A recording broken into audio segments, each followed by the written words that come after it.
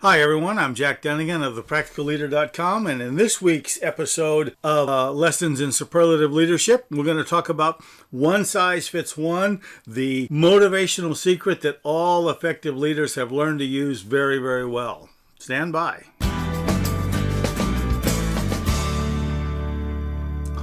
In the garage attached to my house is a 69-year-old Ford pickup truck.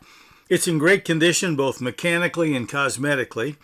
I keep it in my garage and take it out for a drive every few weeks. I've owned it since 1973, although it didn't look this good back then. And back in that day, I used it as my daily driver, so I understand its ins and outs. It's an attractive vehicle, it's a fun vehicle, but it's not easy to start. An engine that old is not fuel injected and automated like today's vehicles, and it was built well before automatic chokes. So I have to get in the driver's seat, put the key in the switch, pull out the choke cable knob just far enough to enrich the fuel and air mixture that feeds the cylinders, but not too far because I don't want to inhibit ignition by letting too much gasoline compared to the air get in. Then I pump the accelerator pedal 3 or 4 times to get some gas down in the intake manifold, turn the key to on, press a separate starter button on the dash, and hope that it'll turn over. Then when the engine cranks, it'll cough, sputter, and ultimately fires to life. Then I'm not done. I have to fiddle with the accelerator pedal, and I have to fiddle with the choke to get the right amount of fuel to mix with the right amount of air to feed the cylinders to keep it running until it warms up. And then when it warms up and begins to run smoothly, the choke has to be adjusted for a more efficient blend of more air and less fuel. Sitting in the driveway in front of my garage is a much newer vehicle. With the advancements in engine design being what they are, the startup of that one is much simpler. I put the key in the switch, push in the clutch pedal, turn the key, the engine starts. No fiddling with the choke, no pumping the pedal, no rough running until it warms up. Now, I'm obviously not talking about comparisons between old and new or old engines and new engines, and I'm really not talking about just vehicles. I'm talking about motivation. I'm illustrating a motivational secret that every effective superlative leader knows. A one-way, one device, one size approach does not fit all. There have been valiant and intelligent attempts down through the years to understand motivation, and many of them are really, really well researched and nicely done.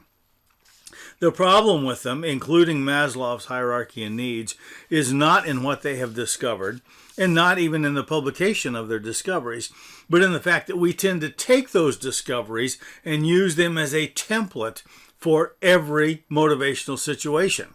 It doesn't work that way. Neither life, principles, nor devices are that simple, nor that easy to operate. There are just too many variables. Now, if you treat everybody the same, you will not get the same results because everyone is not the same. Those of us who work in the real world understand that. The question is, are we adapting our technique so that we are addressing each person based on their individual peculiarities? What does it take to get the engine running in anybody we're working with? With knowledge comes understanding. My knowledge of my old truck taught me what works to get going and what doesn't. It taught me what's enough and what's too much. It taught me how to coax it to life, what to do to keep it running long enough to run smoothly on its own, and then what it can do and what it cannot do. Unlike Southwest Airlines, whose planes are all exactly the same, and so its mechanics know how to work on all of them exactly the same, our associates, subordinates, superiors, and employees are individuals. They are dimensional. They're not flat. They're individualists. They're not clones. They possess singularly unique characteristics that, when understood by leaders, we capitalize on their strengths, avoid their weaknesses, and function as to what they are and not what we wished that they were. Well, you get the idea. The one secret effective leaders understand about motivation is that there are no methods, rewards, devices, or techniques that work equally well with everyone, and we must not indulge the fantasy that they can, should, or do. Tune back in next Friday. We post a new episode, a new lesson in superlative leadership every Friday. We'll see you then. Now, if you like this video, please hit that little like button down below and hit the subscribe button so you'll know when we post a new video. We post one every Friday, and we look forward to seeing you again very soon.